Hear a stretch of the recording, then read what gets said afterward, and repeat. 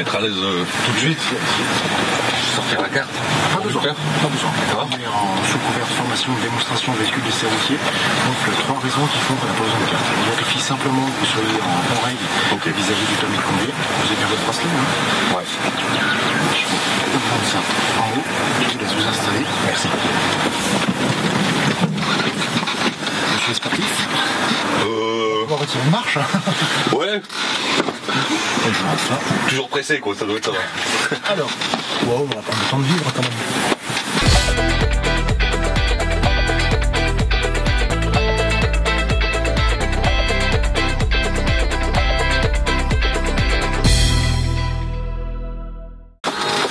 Bonjour Philippe. Bonjour Jean-Louis. Bienvenue à bord du nouveau FH. Merci. Vous avez pu apprécier la position de conduite, le tableau de bord, la position de conduite, donc avec un siège cuir réglage entièrement électrique, l'amplitude de réglage de volant avec une possibilité de régler l'inclinaison de la colonne de direction et de régler également l'inclinaison du volant, ce qui permet de vraiment pouvoir trouver sa position de conduite idéale. Parfait. La position des sièges a été rallongée de 4 cm pour permettre aux grands de trouver plus aisément leur place à bord. Un accoudeur de chaque côté pour le confort, à souhait, hein, si vous souhaitez les utiliser ou pas, même chose qui se règle en hauteur. Au niveau du matériel proprement dit, on est donc sur un FH Globetrotter XL, un moteur D13 540 chevaux, une boîte iShift, 12 rapports, un rapport de poids en 2,85, ce qui fait un régime moteur de l'ordre de 1350 tours à 90 km/h. Derrière, on a une remorque de type fond mouvant. On a un PTR de 35 tonnes. Donc là, vous avez sur la télécommande la répartition des charges sur le tracteur, le poids de la remorque et le poids global. Donc là, les relevés de valeur sont prises par pression dans les coussins d'air. D'accord. Ensuite, 4 rétroviseurs à réglage électrique. Donc vous avez les réglages à main gauche là-bas sur le montant de porte. Je vous laisse régler à souhait les rétroviseurs. Celui-là c'est le mien, sortez-le pas de trop. S'il vous plaît, merci. Comme ça c'est bien. Après je vous laisse les autres.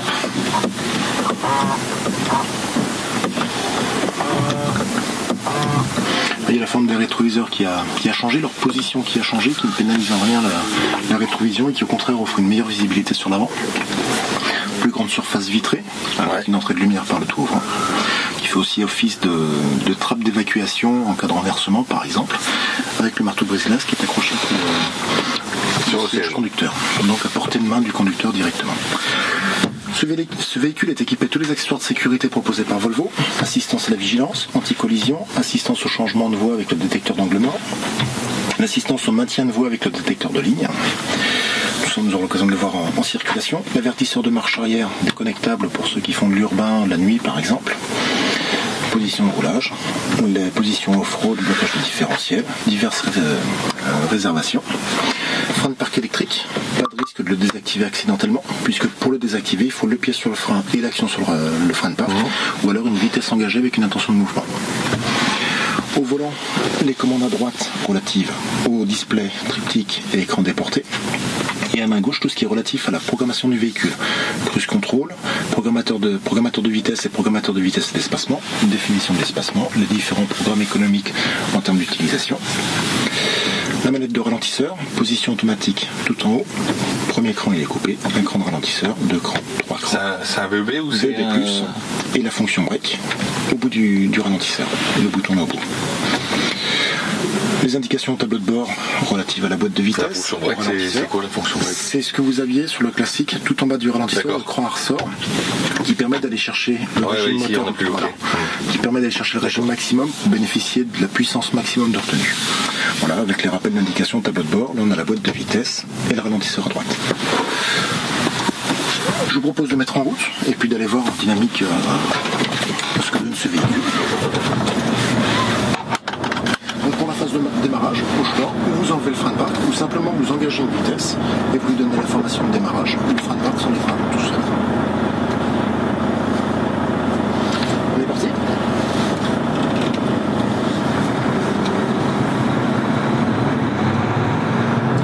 Donc on va partir sur la droite là-haut, on va passer entre les cônes. Pas le droit d'en emmener une avec nous, hein. Tant qu'on n'est pas sur la route.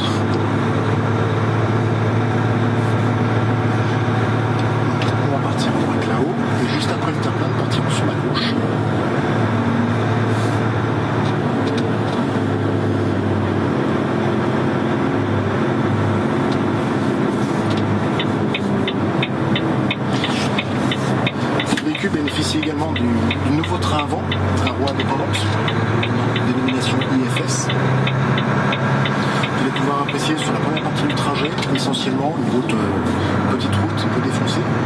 Voir l'aspect sécuritaire confort qu'apporte ce nouveau tram. Donc là, nous allons partir à gauche.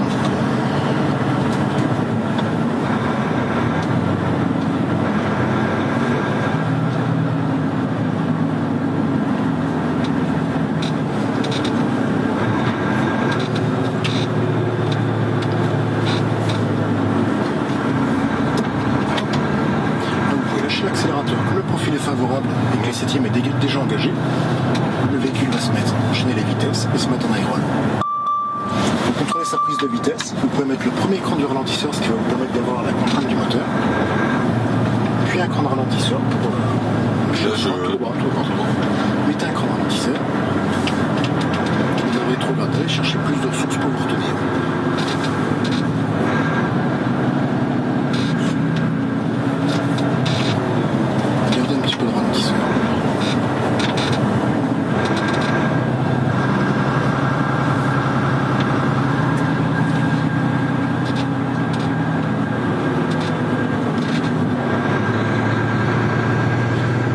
Très étroite, très cassée, donc je vous demanderai de prendre les belles trajectoires.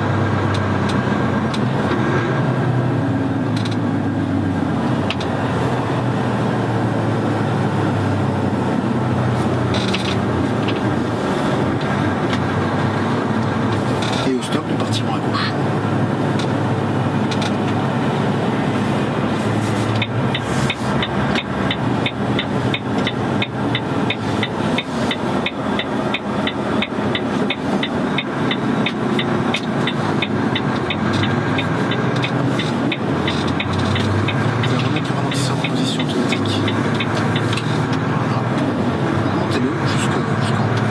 Automatique, là, tout en haut, il est en position automatique. D'accord. Et vous avez l'indication au tableau de bord sur la partie droite du display. Juste ici. Ah d'accord.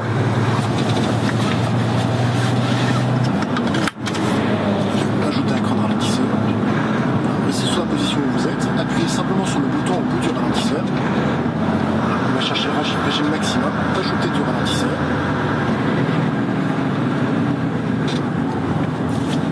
La perception latérale, on approche de giratoire.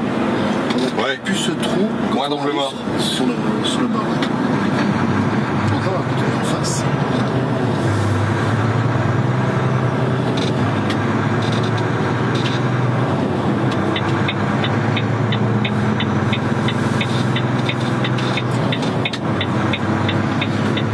Donc la classification de la route là nous limite à 60 km/h, nous allons nous y tenir. Par contre, ça va vous donner l'opportunité d'évaluer rapport en confort et stabilité du châssis. Des points indépendants. Tout à fait.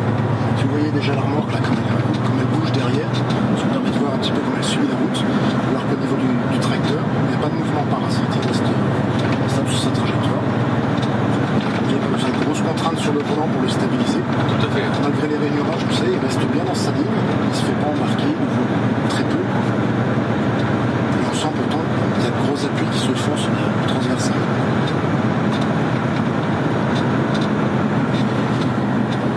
Vous pouvez lâcher l'accélérateur, il va se mettre en aéro. Pendant ces phases-là, la consommation de gasoil est insignifiante, elle représente 1 ou 2 litres au 100 en fonction de la vitesse à laquelle vous roulez. Et le camion se fait emmener, finalement, sa grosse contrainte qui est son poids devient un avantage sur ce genre de terrain où il oscille en vitesse et sans nécessité de carburant.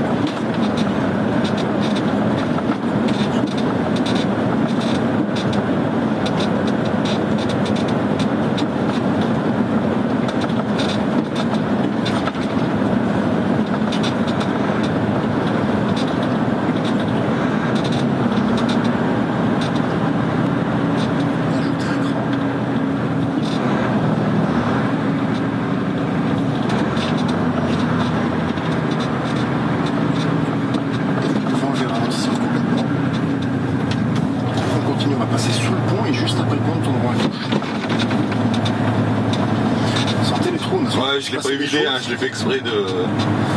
Malgré ça, vous avez vu, vous étiez en entrée de virage. Aucune contrainte dans la direction.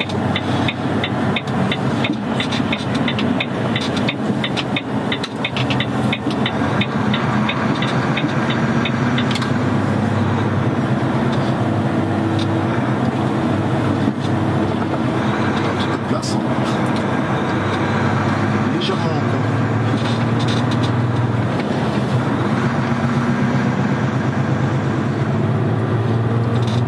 Donc là, vous pouvez lancer le véhicule, exploiter toute sa puissance disponible. La voie d'insertion est très courte.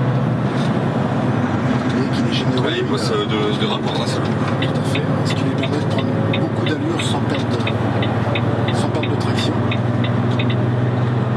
Et d'atteindre rapidement des vitesses suffisantes en tout cas pour pouvoir s'engager dans de bonnes conditions.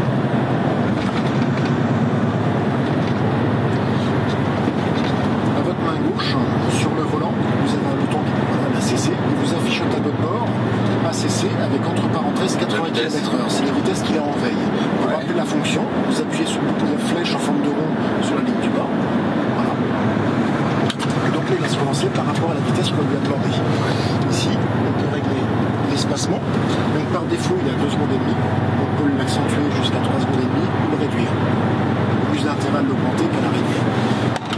Là, le véhicule, à partir de ce moment-là, va faire en sorte de garder la vitesse que vous lui avez demandé, 80 km/h, mais va quand même prendre en compte le fait que si un véhicule est devant nous moins rapide, il va ralentir pour garder l'interespace que nous lui avons imposé. Et s'il accélère, le cœur accélère. Il va se relancer jusqu'à la vitesse que nous lui avons demandé. Donc en mode d'utilisation, pour l'instant, on a un mode E+, économique plus.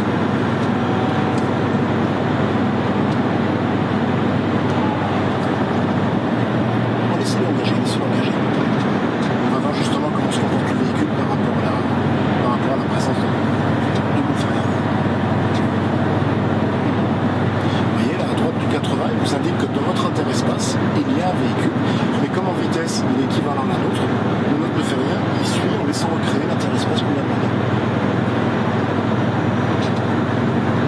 Alors économiquement parlant, là c'est au conducteur de gérer le profil de route qu'on a ici et la circulation. D'accord, là c'est simplement pour vous montrer la fonction, ce qu'elle apporte en termes de sécurité, le comportement que ça met au véhicule. Là, je vais vous demander de mettre un petit peu de ralentisseur pour couper la fonction. Enlevez-le, enlevez le ralentisseur, mettez-le en avant. Donc il va se mettre en aéro. Et puisque le profil est montant, le camion va perdre de la vitesse. Il suffira simplement de reprendre un peu de ralentisseur là pour peaufiner la vitesse en approche du giratoire. Enlevez un cran du ralentisseur et remettez-le. Vous avez commandé du rétrogradage, vous allez chercher de la ressource pour vous permettre de continuer de perdre de la vitesse. Et on ne touche pas au frein. Je ne touche pas au frein. Donc là on va continuer tout droit en direction Chalon.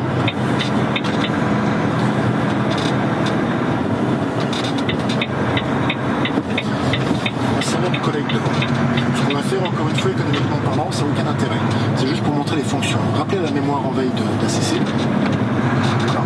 On lui a demandé 80, il va chercher l'air, chercher 80, lâcher la pédale. Je pense que c'est pas il va se relancer. Là j'accélère ainsi. Lâchez l'accélérateur.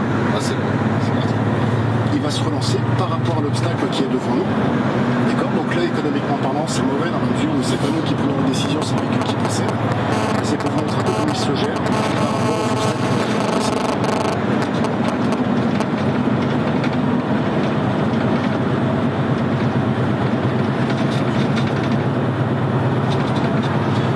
La fonction, donc quand vous appuyez sur la flèche en forme de boucle, à partir du moment où les parenthèses autour de la vitesse en veille s'enlèvent, c'est que la fonction est active.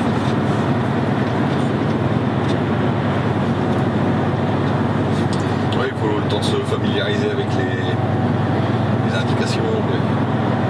Bon, ça reste assez rapide en fait. Les informations sont quand même bien positionnées, visibles, accessibles, vont permettre rapidement de trouver ses marques. Après, bien sûr, par rapport à ce qu'on a l'habitude d'avoir, ça change d'environnement, donc il y a des repères à retrouver sur les fonctions. Là, je vais essayer de vendre un peu pour le... Allez-y. Mordez de l'autre côté. Vous voyez, en fonction du côté où vous mordez, il sonne d'un côté ou de l'autre. Vous voyez, le tableau de bord, il vient de passer en IS, mode IC. Il connaît le parcours. Sur la partie plane là, il est en train de remettre de la charge moteur pour préparer la montée et retarder la perte de vitesse. Et là, on sent bien le moteur qui est en train de donner ce qu'il a. On voit la pression de turbo qui monte. Et progressivement, en fonction de son approche de la montée, l'accentuation de la topographie. Mais il reste dans le même rapport. Il reste sur le même rapport de boîte. Tant qu'il a tant qu'il a les moyens et la force de pouvoir affronter la montée dans la plage de couple maximum, il va rester sur ce rapport de boîte. Plus le rapport de boîte est long, plus le régime moteur est bas, plus la consommation est basse. Après, il ne va pas non plus tomber dans des régimes aberrants, de telle sorte de garder de la performance malgré tout sur le franchissement. Et après, là ici, tient compte aussi de déchargement. Bien sûr. Les connaît le parcours par rapport au poids en avant. Vous faites le même parcours mais à vide. Le parcours, lui, enregistre la topographie du parcours et il prend en compte le poids qu'on a derrière et la sollicitation du moteur en fonction de ces paramètres. Il est capable de réapprendre le parcours en permanence. Il suffit que aujourd'hui on monte, tout va bien, il fait beau, on repasse, où on a du gros vent, où on a de la pluie, tout ça de face qui va accentuer les contraintes sur le véhicule. Il va moduler son comportement par rapport aux résistances qu'il va rencontrer dans les phases de roulage. Là, vous voyez, là ici, donc, optimise la force du moteur et donc la consommation de carburant. Mais dans le même temps, puisqu'on a activé la fonction ACC, la programmation d'espacement, la sécurité reste prioritaire. On va plus vite que le véhicule qui nous précède. Il régule le tirage pour rester à bonne distance. Vous voyez, ça se fait tout en douceur. On va laisser faire jusqu'au rétrogradage puisqu'il va continuer de perdre de la vitesse et vous allez voir jusqu'où il va aller avant de récupérer la hauteur. Mais pour là ici, il faut des pesants sur la semi-remorque aussi. Non, ça fonctionne bien. La prise en compte du poids se fait par charge sur les coussins d'air, par pression dans les coussins d'air. Donc chose qui existe déjà depuis que les suspensions sont pneumatiques, où les performances moteurs modulent en fonction de la charge que vous avez sur le véhicule. Oui, il faut des informations qui viennent de la SMI aussi. Il faut la liaison avec la SMI, avec les dernières générations de connexion tracteur-remorque, on arrive à avoir des échanges qui sont assez complets sur les véhicules.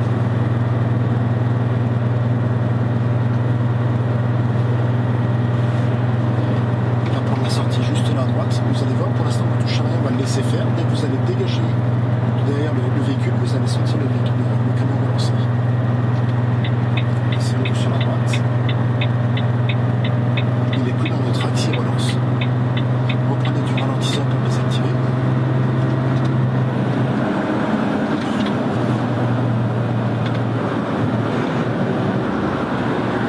Au stop, on va prendre à gauche. Par contre, l'accès au pont est très étroit, donc je montrerai de prendre bien large de façon à pouvoir passer sans difficulté sur le pont.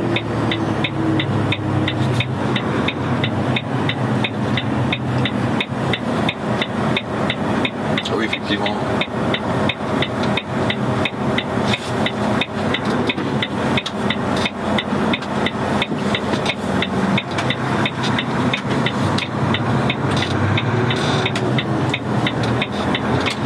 Donc juste après le pont, là, de nouveau reprendre à gauche. Je vais prendre en compte le dévers qui est assez brutal et qui remet.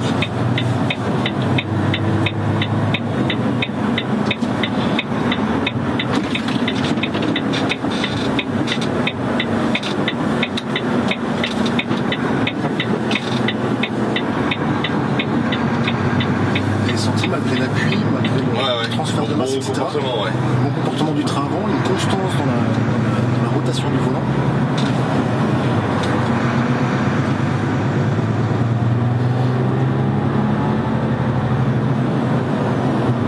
Alors, je vais vous laisser rappeler la mémoire de la CC. Pour aborder la descente, nous allons réduire la vitesse de programmation de 2 km/h. Avec le joystick que vous avez à main gauche, vous faites 2 impulsions à main gauche sur le volant. Ça, ici. On va le mettre à 78 km/h. Donc il y a différents programmes éco définissables avec le véhicule. Ici, 1 étoile, 2 étoiles, 3 étoiles. À chaque fois, ça va être des modulations qu'on va demander au véhicule de prendre en compte par rapport aux prises et pertes de vitesse. Sur 1 étoile, on lui demande de tolérer 1 km/h de perte de vitesse sur des profils défavorables et une prise de 4 km/h avant de retenir le véhicule. Sur 2 étoiles, moins 2, plus 6. Sur 3 étoiles, moins 3, plus 8. Avant, les affichages, c'était moins 2, plus 2. C'était de plus 3 plus 15 km/h sur la commande de VEB. Remettez le VEB en automatique. Alors, dans tous les cas, que ce soit à la montée ou à la descente, à partir du moment où on est sur le mode ACC, la sécurité reste prioritaire. Vous allez voir tout à l'heure, le camion qui nous a dépassé, il n'y a plus d'incidence. rabattent court devant nous. Du fait qu'on est en descente, le camion va prendre la main plus tôt pour recréer rapidement la distance avec le véhicule qui le précède. Vous avez senti, il a forcé un petit peu la roue pour permettre d'avoir la bonne distance pour pouvoir agir en séquence. Il agit au ralentisseur. Si c'est nécessaire, il va compléter avec les freins.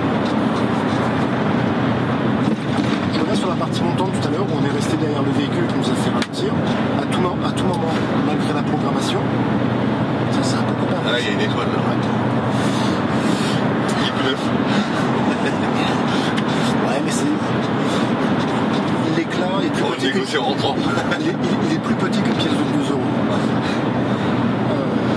Donc dans tous les cas, à partir du moment où on est programmé, le conducteur peut reprendre la main sur le véhicule.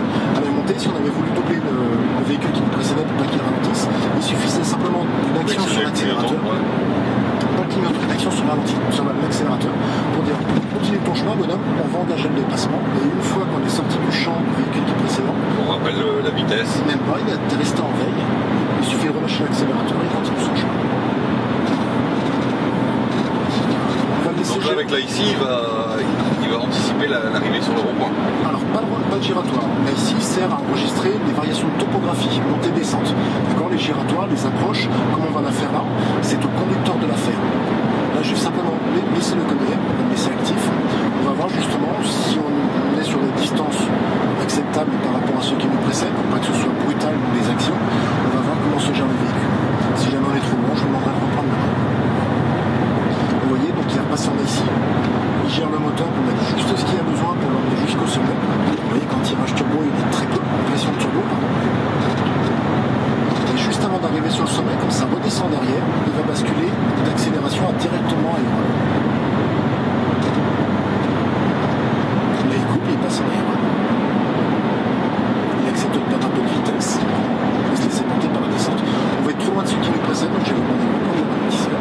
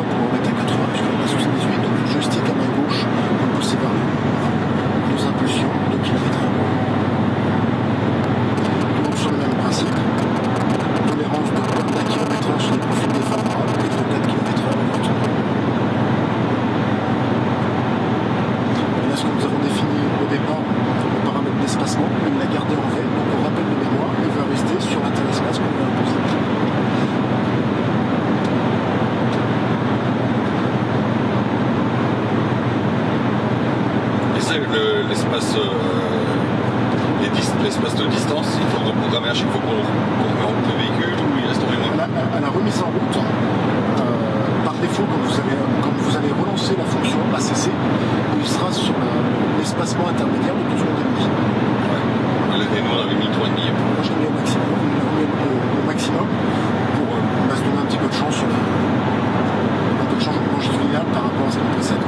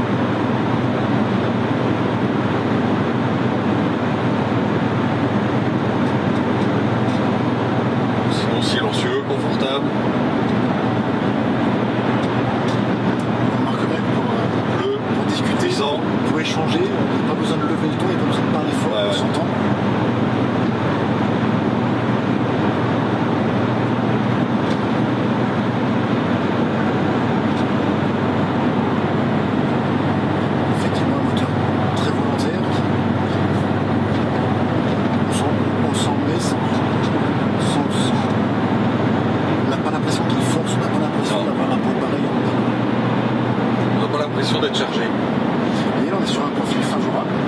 Instantanément, il va passer en diagonale.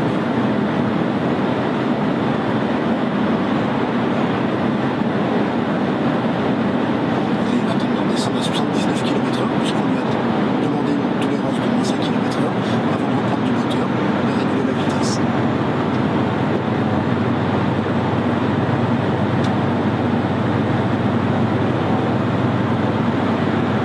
Et là ici ça fonctionne, c'est sur des parcours déjà réalisés ou c'est sur une cartographie? Non, c'est de l'apprentissage de parcours. C'est-à-dire que c'est par mémorisation d'itinéraire qu'il va enregistrer la topographie et s'adapter à ça.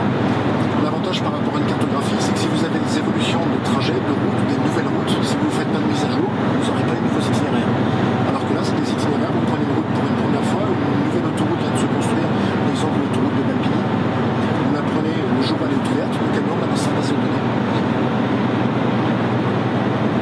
Bien sûr, pour mémoriser les trajets, plusieurs conditions à ça. Il faut le prendre au moins une fois où un véhicule est déjà pris, puisqu'il y a des interéchanges qui se font entre les véhicules. Faire le passage en cruise control, avec le ralentisseur en automatique, la boîte en automatique et une vitesse nominale de moins 60 km/h. Voilà les conditions pour lesquelles l'IC s'active. Soit on mémorise le parcours, soit s'active. Ce trajet-là, vous le faites traditionnellement, c'est-à-dire sans cruise control, simplement au pied, il ne va pas mémoriser le parcours. Il faut être sur la fonction cruise control pour qu'il se mémorise.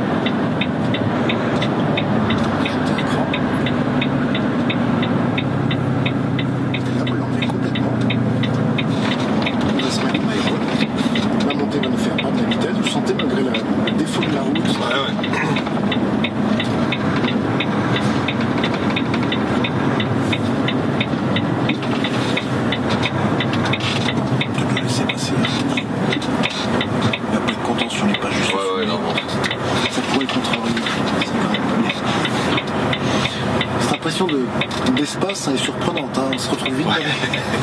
On en oublie presque qu'il y a des carreaux autour. Il y a une perception sur l'arrière qui est vraiment. Visibilité dans les rétros impeccable.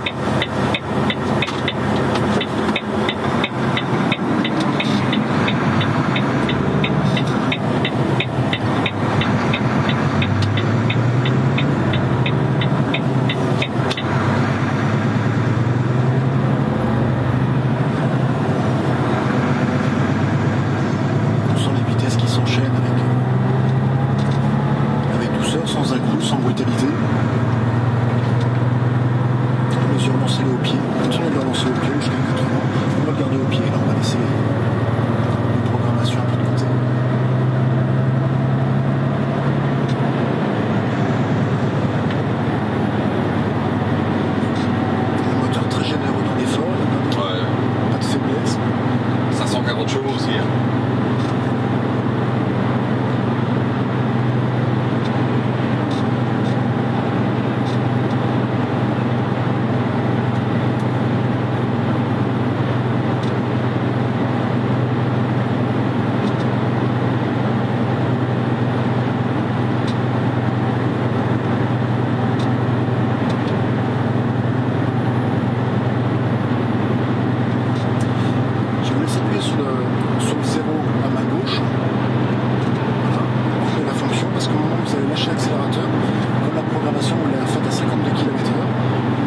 lâcher l'accélérateur et la prendre du ralentisseur par rapport à la vitesse qu'on met. Là, vous pouvez lâcher le profil devient favorable, on est un peu en survitesse, on va laisser perdre et se laisser emmener par le relief.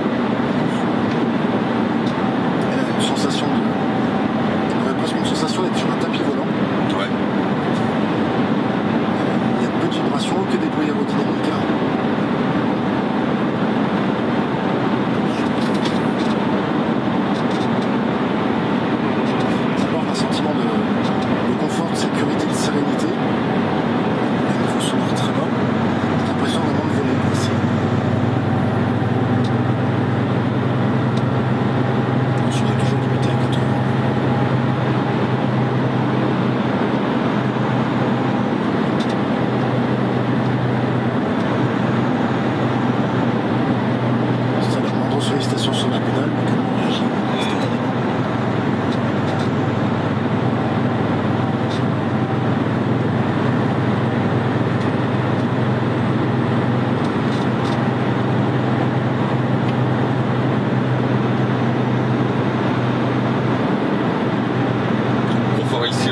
Ça trahit aussi un peu la vitesse. La perception de la vitesse est un peu différente. Lâchez-le, on va arriver sur le giratoire. Donc au giratoire, on va partir sur la gauche. Mettez un premier écran de la manette, un autre. Appuyez sur le bouton break. On va chercher le régime maximum. Ajoutez du ralentisseur. Encore. On sent vraiment là, toute la puissance de retour. On a des gradage pour marquer vraiment la décélération.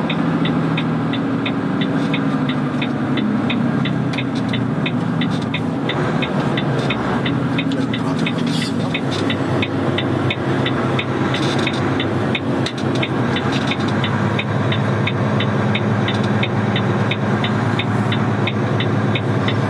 va reprendre ici à droite.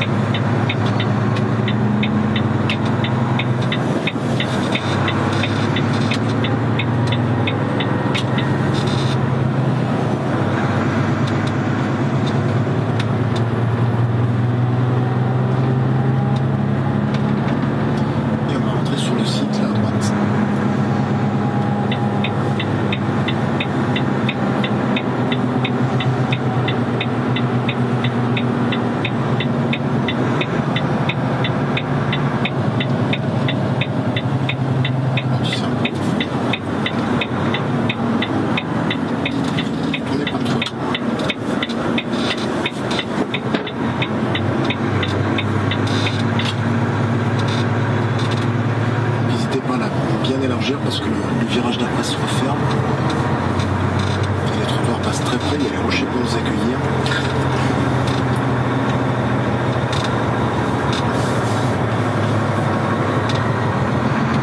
Là, je vais vous montrer autre chose, lâchez l'accélérateur. Il y a un premier écran de la manette de ralentisseur, puis un autre. Mettez un tout petit peu de frein. Là, vous lâchez tout, vous accélérez. Allez-y.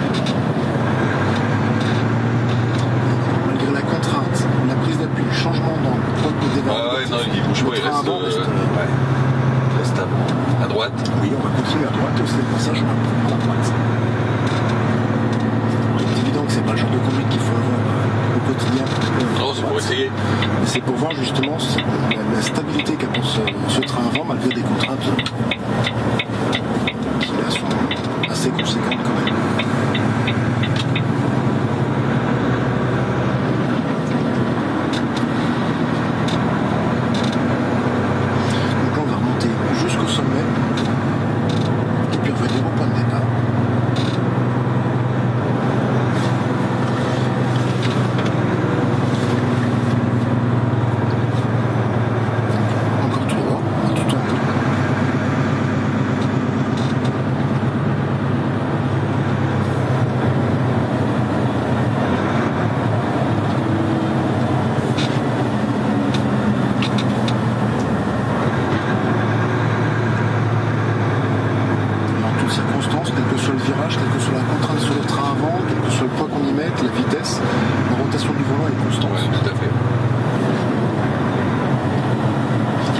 L'accélérateur. 25 km/h, bascule en aérole. On va essayer d'écraser personne. Et on va se serrer sur le bord droit, le long des quilles, près de la tente. Je vais juste. Non, attention les quilles là. J'arrête. Non, écarte-toi un petit peu. On va se mettre juste au coin de la tente là, à droite. C'est sur le bord. On va s'arrêter. Ici, c'est rentré bien. Je vais faire joli dans la chaîne.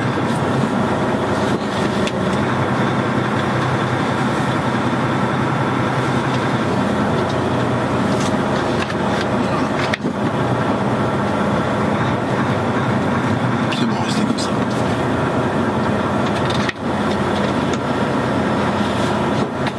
Plusieurs sécurités au niveau du frein de parc. Donc, appuyez sur la pédale de frein. Ouvrez votre portière, le bout du frein de parc, lâchez la pédale de frein. L'arme de sécurité du bout du frein de parc. Je laisse freiner la tête. Autre aussi, une distraction, on arrive, on se met en neutre, coupez le moteur. Avant de couper le moteur, il ne réengage le frein de parc. Pour éviter justement les oublis. Là, il est difficile d'oublier de mettre le frein de parc avant de descendre de la cabine. Il faut le faire exprès. Il faut le faire exprès. Vous voyez au niveau des volumes de cabine, un petit peu de cet espace, cette sensation de Ouais, c'est beaucoup mieux. 1 mètre cube de différence par rapport à la cabine équivalente. 300 litres de rangement supplémentaire, avec des coffres sur l'avant, sur l'arrière. Couchette avec des mousses de meilleure densité. Et puis un seul. On a toujours la partie de l'arrière de la couchette côté passager qui peut se redresser pour faire une position salon, avec le support de télé, l'écran de télé au-dessus du conducteur. Alors là-bas, pourquoi ? Pour simplement éviter que les conducteurs soient tentés de regarder la télé en faisant. C'est quand même pas très confortable. C'est vrai que si c'était de ce côté-là, à mon avis, on aurait des surprises des coffres sur les latéraux, également sur les parties arrière. Sur l'arrière de la couchette, peut-être les pieds de couchette. Toutes les commandes déportées pour commande de V-Basto, ouverture, fermeture des portes, des fenêtres, du toit. Voilà. Et ça, ouais, enfin, ça ici en finition, c'est le haut de gamme. Ils ne seront pas tous équipés comme ça. Non, c'est de l'équipement complet. Il y a vraiment tout l'équipement disponible, ou pratiquement tout l'équipement disponible au catalogue Volvo. Après, l'objectif est non pas de faire de la grande série, mais de faire le véhicule dont vous avez besoin. Donc construire le véhicule en fonction d'abord de votre activité, d'où toutes les questions qui vous sont posées lors de définition des véhicules quand vous voulez commander un nouveau véhicule, qui soit adapté à votre activité, à votre façon de faire votre activité, à vos besoins spécifiques en termes de matériel auxiliaire, type prise de force, avec la manette là-bas, la possibilité de coupler des accessoires carrossiers et télécommander les fonctions avec cette manette. Il y a vraiment une multitude de fonctions possibles et faire des camions vraiment très personnalisés en fonction des exigences, des besoins individuels. De faire en sorte que votre véhicule soit adapté à vos besoins propres et pas se trimballer des trucs qui servent à rien finalement. VAS, c'est quoi ça ? Volvo Action Service. C'est-à-dire que si vous avez un souci avec le véhicule, en appuyant sur ce bouton, ça va déclencher une communication avec Volvo Action Service pour le diagnostic à distance, à distance, etc. Ils vous l'expliqueront mieux dans les ateliers. Et auxiliaire 1 et 2 ? C'est des réservations pour par exemple des prises de force, donc là ils ne sont pas actifs. Tous les boutons que vous avez sur le tableau de bord à ce niveau-là, les fonctions sont commandées par le bouton. C'est-à-dire, je m'explique, pour une raison ou pour une autre, vous avez une prise de force qui est ici, pour vous ça vous est pas pratique, parce que dans votre activité, ce serait plus pratique de l'avoir à main gauche. On l'enlève de là, on le met là-bas, mais pas physiquement. Rebrancher. Si. Il suffit de le rebrancher, c'est le bouton qui a la commande, donc qu'il soit positionné ici ou là-bas, il aura la même fonction. La fonction. Voilà, c'est du multiplexage, donc il reconnaîtra la fonction. Ce qui permet vraiment d'aller jusqu'au bout de la personnalisation du véhicule. Il suffit simplement lors de la commande de savoir exactement, je sais pas, vous avez des prises de force, par exemple, des accessoires complémentaires, définir exactement où vous souhaitez avoir en termes d'ergonomie les boutons. On les met en place. Livraison du véhicule, finalement, ici c'est pas forcément là que c'est mieux, c'est plutôt là-bas. Pas de souci, on prend le bouton, on met là-bas. Il aura la même fonction, plus accessible pour le conducteur. Il n'y a pas de câblage à refaire, etc. Très bien. Voilà. Voilà, monsieur. Merci Jean-Louis. Merci de votre participation. Bonne continuation. Merci bien. Profitez des divers ateliers, de la visite des différents véhicules. Vous avez différentes cabines possibles. Donc on est sur une Globe XL. Vous avez des globes et une cabine basse aussi en présentation pour voir un petit peu ce qui a changé par rapport à l'ancienne génération. En termes d'ergonomie, de rangement, d'espace, de volume. Ok, parfait. Merci beaucoup. Je vous laisse aller voir mon collègue qui est là à droite. D'accord.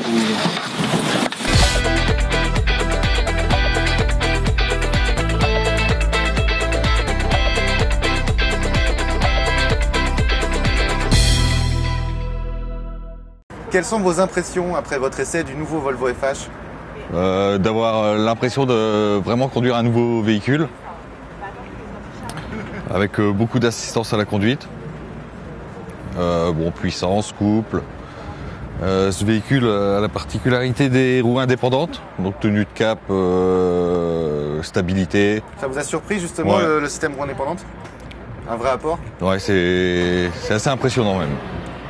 Comment vous êtes-vous senti au volant de ce véhicule ?